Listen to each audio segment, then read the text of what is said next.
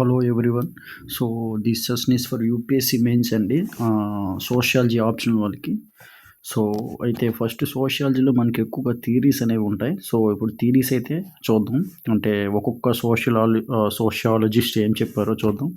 Next చూద్దాం అయితే. Let it begin. First సొరోకిన్ ఏం చెప్తారంటే, ఈయన ఏ థియరీ గురించి చెప్పారంటే సైకలికల్ థియరీ ఆఫ్ సోషల్ చేంజ్ అనమాట. సైకలికల్ థియరీ ఆఫ్ సోషల్ చేంజ్ గురించి ఈ సొరోకిన్ గారు చెప్పడం అనేది జరిగింది. సో సొరోకిన్ ఒక బుక్ రాశాడు. ఇన్ హిజ్ బుక్ ఏంటంటే అది సోషియో కల్చరల్ డైనమిక్స్ అనమాట. అందులో టోటల్గా 3 కల్చర్స్ ఉన్నాయి అనేది చెప్పడం జరిగింది. అయితే సొరోకిన్ ఒక ఏం థియరీ చెప్పారంటే సైకిలిక్ థియరీ చెప్పడం జరిగింది. సో ఇన్ హిజ్ బుక్లో సోషియో కల్చరల్ డైనమిక్స్లో మొత్తం 3 కల్చర్స్ అని చెప్పడం జరిగింది. ఏంటంటే first one sensate, idealistic and ideational culture అనమాట. ఫస్ట్ ఐడియలిస్టిక్ కల్చర్ అంటే ఏంటి? ఐడియలిస్టిక్ కల్చర్ అంటే one culture stage reaches to second cultural stage and again moves back to original stage అనమాట. అర్థమైందా? ఐడియలిస్టిక్ కల్చర్ అంటే ఏంటంటే one culture stages reach to the second cultural stage. అంటే first culture నుంచి change అవుతుంది second culture, మళ్ళీ again moves back to the original స్టేజ్కి వస్తుందని చెప్పడం జరుగుతుంది. అదే ఏ కల్చర్ అంటే ఐడియలిస్టిక్ కల్చర్ అనమాట. అంటే కల్చర్ అనేది చేంజ్ అవుతూ మళ్ళీ సేమ్ ఒరిజినల్ బ్యాక్కి వచ్చేస్తుంది. అదే ఏ కల్చర్ అంటే మనం ఏమంటామంటే ఐడియలిస్టిక్ కల్చర్ అని ఉంటాం. నెక్స్ట్ సెన్సేట్ కల్చర్ అంటే ఏంటి? Material and sensual aspects all given prime important in which status and position of members of society are considered on the basis of those aspects they have earned అనమాట. ఇక్కడ sunset culture అంటే ఏంటంటే material and sensual aspects all given prime important in which status and position of members of society are considered on the basis of those aspects they have earned. అంటే వాళ్ళ యొక్క status అలాగే position of మెంబర్స్లో ఒక సొసైటీలో మనకి ఎలాగ గుర్తొస్తుందంటే మనం ఏమి ఎర్న్ చేసామో దాన్ని బట్టి మన యొక్క పొజిషన్, స్టేటస్ ఇవన్నీ సొసైటీలో గుర్తింపు అనేది పొందుతుందన్నమాట. Next equilibrium theory of social చేంజ్లో ఈక్విలిబ్రియం థియరీ అసలు ఏం చెప్తుంది ఏంటి? Society is an interconnected system striving for balance. మీ అందరికీ తెలుసు సొసైటీ అనేది ఒక ఇంటర్ కనెక్టెడ్ సిస్టమ్ అనమాట. ఇంటర్ కనెక్టెడ్ సిస్టమ్ ఎలా ఉంటుంది? ఫర్ ద బ్యాలెన్స్ అనమాట. అర్థమవుతుందా? అయితే ఇక్కడ ఇంకో సోషలాజిస్ట్ ఎవరంటే థాల్కోట్ పర్సన్స్ ఏం చెప్తున్నారంటే he argued that society naturally work to resolve disruptions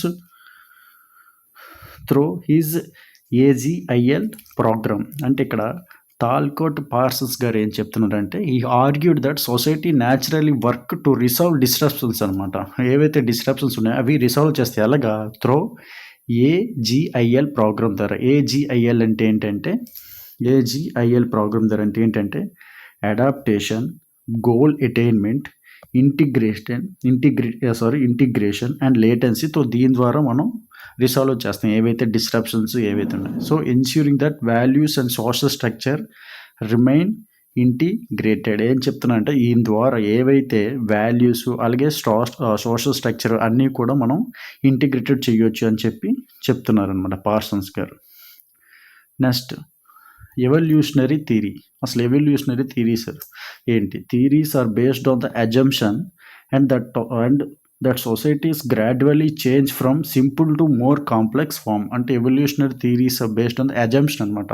ఈ థియరీస్ ఎలాగుంటే ఒక అజంప్షన్ బేస్డ్ ఉంటాయి. Society gradually change it from simple to more complex ఫామ్కి చేంజ్ చేయడం అనేది జరుగుతుందన్నమాట. నెక్స్ట్ సోషియాలజిస్ట్ గారు ఎవరంటే August Comte. Very very important. Who was the father of social studies అంటే ఈయన అంటారు. August Comte believed that human societies evolve in a unilinear way. అయితే ఈయన ఏం నమ్ముతాడంటే హ్యూమన్ సొసైటీస్ అనేవి కూడా ఎలా ఎవాల్వ్ అవుతాయి? ఒక యూనిలీనియర్ వే. అంటే ఏంటి? One line of development. అంటే యూనిలీనియర్ అంటే అంతా కూడా సింగిల్ లైన్ అనమాట. అంటే ఒకే లైన్లో డెవలప్మెంట్ అనేది అవుతుంది అని చెప్తున్నారు అనమాట August Comte. So this evolutionary view of social change was highly influenced by Charles Darwin. ఈ ఎవల్యూషనరీ థియరీ మీ అందరికీ తెలిసి ఉంటుంది. ఎక్కువగా ఎవల్యూషనరీ థియరీ ఎక్కువగా కూడా చార్ల్స్ డార్విన్ అని అంటారు. థియరీ ఆఫ్ ఆర్గానిక్ ఎవల్యూషన్ అని. So this evolutionary view of social change was highly influenced by ఎవరంటే Charles Darwin. Theory of organic evolution. Next అలాగే August Comte 3 stages in the development of human thought. Human థాట్‌లో 3 stages of development అని ఉంటుంది. ఏంటంటే theological, metaphysical and positive way. So 3 types of development are there in human థాట్‌లో ఉంటుంది అని చెప్పడం జరుగుతుంది ఆగస్ట్ కామ్టే గారు. Next LT Hobhouse following Spencer he continued to believe in the ideas of progress. వీళ్ళు కూడా ఎవరెవరంటే ఎల్‌టి హాబ్‌హౌస్ అలాగే స్పెన్సర్ వీళ్ళంతా కూడా ఒకటి నమ్ముతారు. ఏంటంటే ఐడియాస్ ఆఫ్ ప్రోగ్రెస్ అనమాట. Next Durkheim change in 3 social factors. Changes in 3 social factors ఏమంటే volume, material density and moral density. So Durkheim ఏం చెప్తున్నారంటే ఈ social factors change in 3 social factors volume, material density and moral density అంటే చూద్దాం. Volume refers to size of the population. అంటే ఏంటి? Size of the population బట్టి మన యొక్క సోషల్ ఫ్యాక్టర్స్ ఇవన్నీ కూడా మారిపోతాయని చెప్పడం జరుగుతుంది. నెక్స్ట్ మెటీరియల్ డెన్సిటీ అంటే ఏంటి? Refers to the number of individuals on a given ground surface. Material density అంటే ఏంటంటే number of individuals on a given ground సర్ఫేస్లో ఇండివిజువల్స్ ఎంతమంది ఉన్నారు. Next moral density intensity of communication between individuals మధ్యన communication. దాన్ని మనం ఏమంటామంటే మోరల్ డెన్సిటీ అని చెప్పి అంటాం అనమాట. నెక్స్ట్ సైక్లికల్ థియరీ అంటే ఏంటి? Social change focus on the rise and fall of civilizations. అంటే సైక్లిక్ థియరీ అంటే ఏంటి? Social change always focus on the rise అలాగే fall of civilization.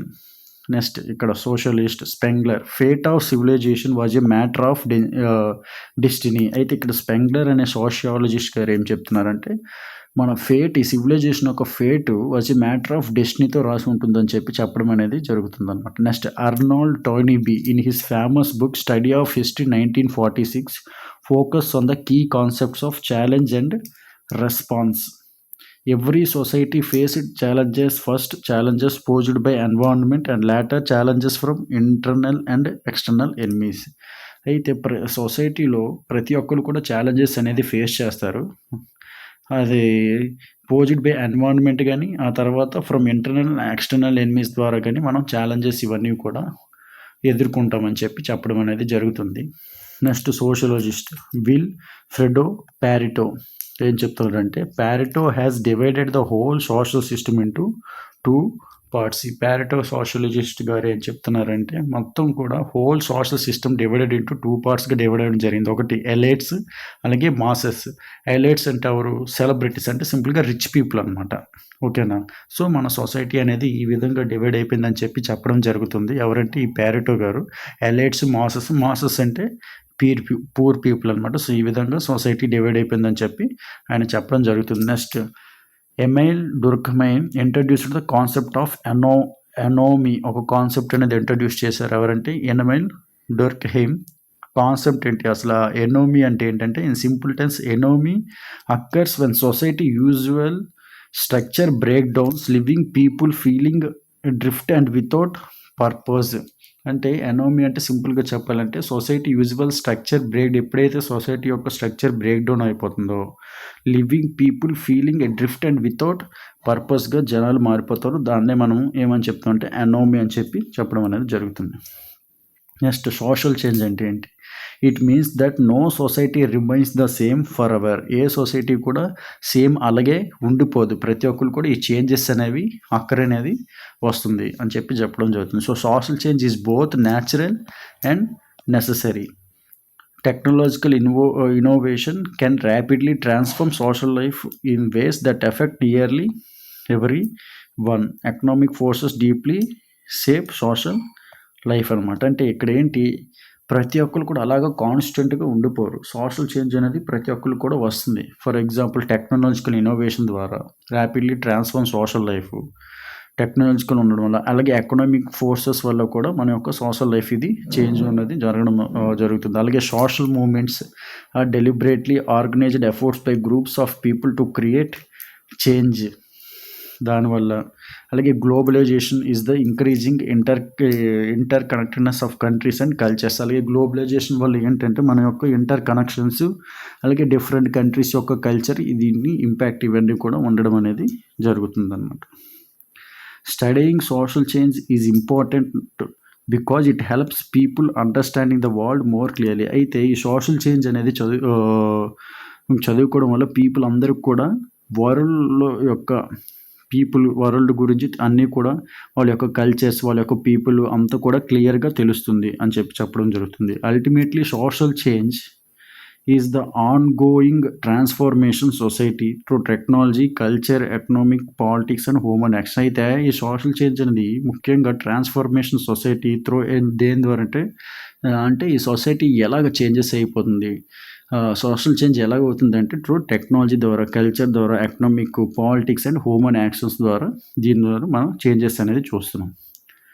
Next cultural lag introduced by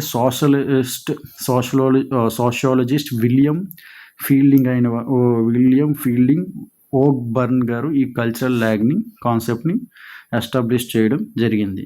he first presented this idea in his book ఏంటంటే social change with respect to culture and original nature అనమాట.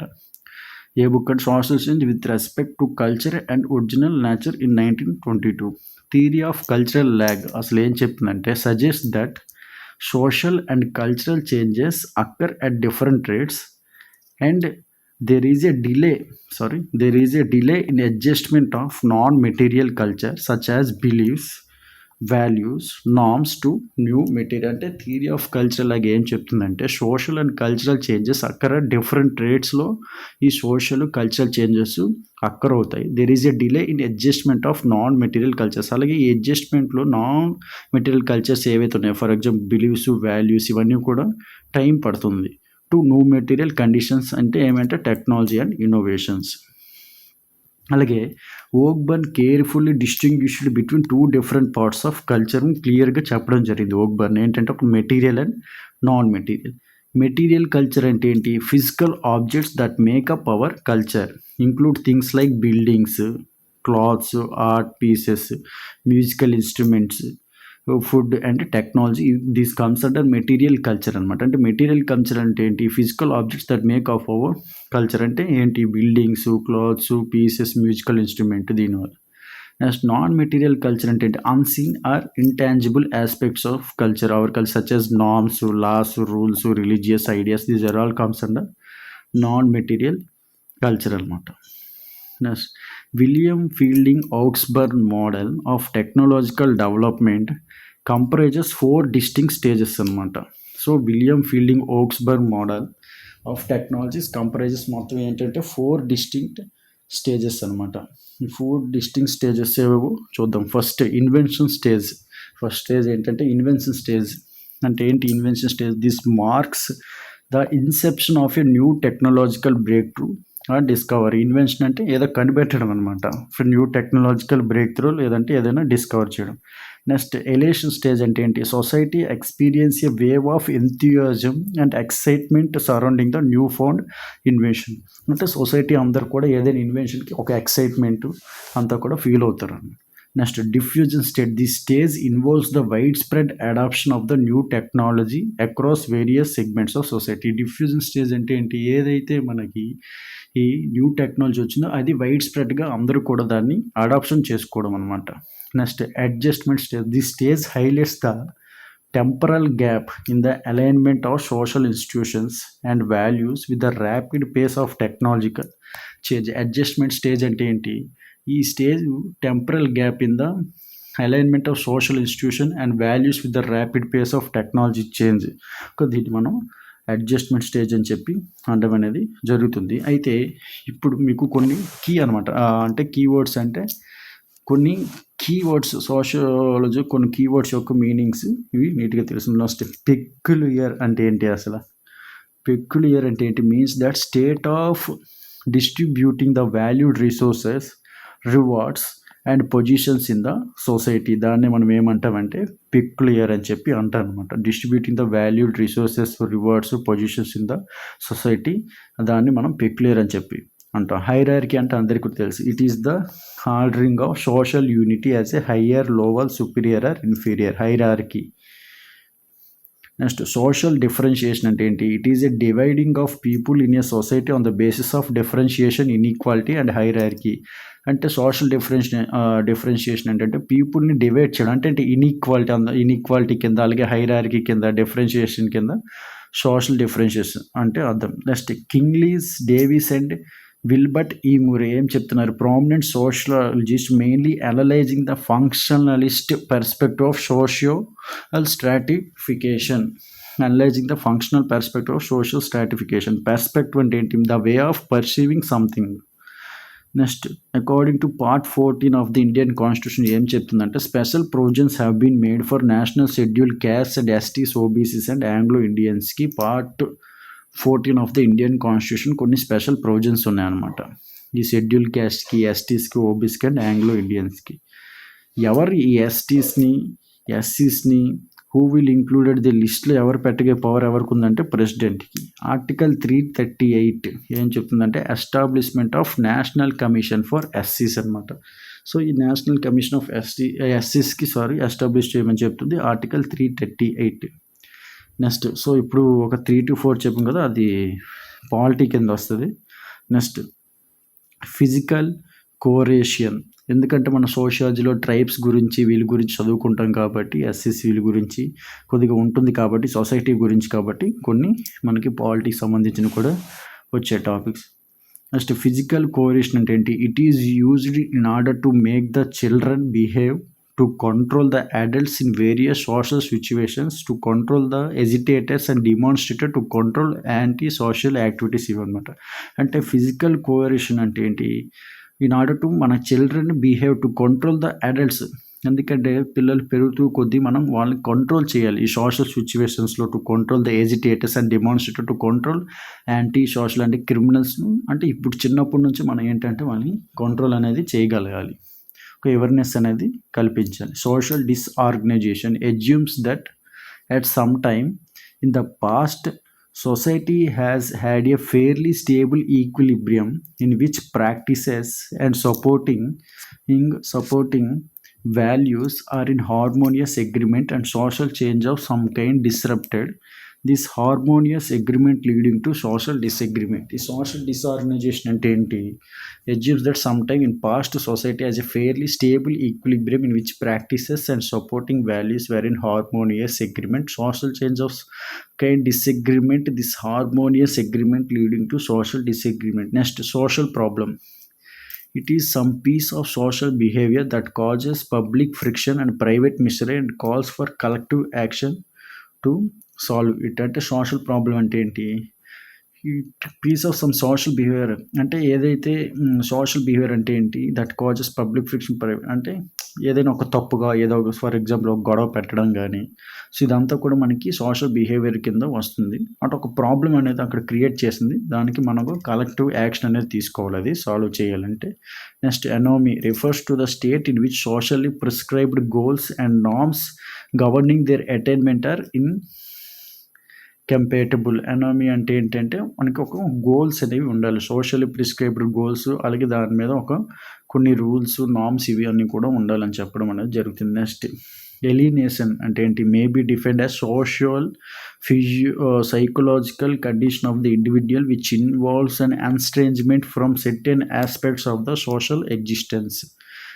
Alienation అంటే ఏంటంటే defined as social psychological condition of the individual which involves an estrangement from certain aspects of social existence. According to Max Weber ఈ alienation గురించి ఏం చెప్తున్నారంటే alienation is not only the blue collar workers who feel alienated from the production system, but alienation occurs in modern complex societies and also in other institutional contacts. అయితే ఇక్కడ మనకి max Webber గారు ఈ alienation గురించి ఏం చెప్తున్నారంటే ఇది ఒక బ్లూ కాలర్ వర్కర్స్కే కాదు, హూ అంటే వాళ్ళకే కాదు, అందరికీ కూడా modern complex society. But alienation occurs in ఈ ఎలినేషన్ అనేది ఈ మోడర్న్ కాంప్లెక్స్ సొసైటీలో అలాగే అదర్ ఇన్స్టిట్యూషనల్ కంటెక్స్లో కూడా అవి వస్తుందని చెప్పడం అనేది మ్యాక్స్ వెబ్బర్ గారు జరుపుతున్నారన్నమాట.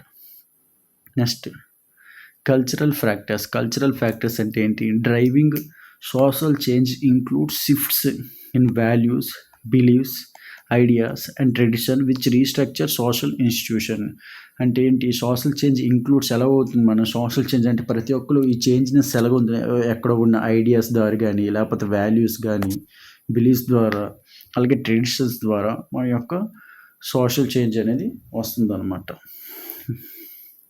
ఫస్ట్ వాల్యూస్ అండ్ బిలీఫ్స్ చూద్దాం. Changes in shared norms and attitudes such as the rise of individualism or shifts in moral codes can lead to widespread social change అనమాట. అంటే ఈ వాల్యూస్ బిలీఫ్స్ వల్ల కొన్ని changes వస్తాయి. అలాగే values beliefs వల్ల ఎందుకు వాళ్ళ యొక్క బిలీఫ్స్లో కొన్ని అనేది ఒక రూల్స్ ఉంటాయి అనమాట. అంటే ఇవి పాటించాలని చెప్పి సో ఆ రూల్స్ పాటించినప్పటికీ ఇవి ఇట్లాంటి సోషల్ చేంజెస్ అన్నీ కూడా రావడం అనేది జరుగుతుంది. ఇండివిజువలిజం ఆ shifts in moral codes can lead to widespread social change.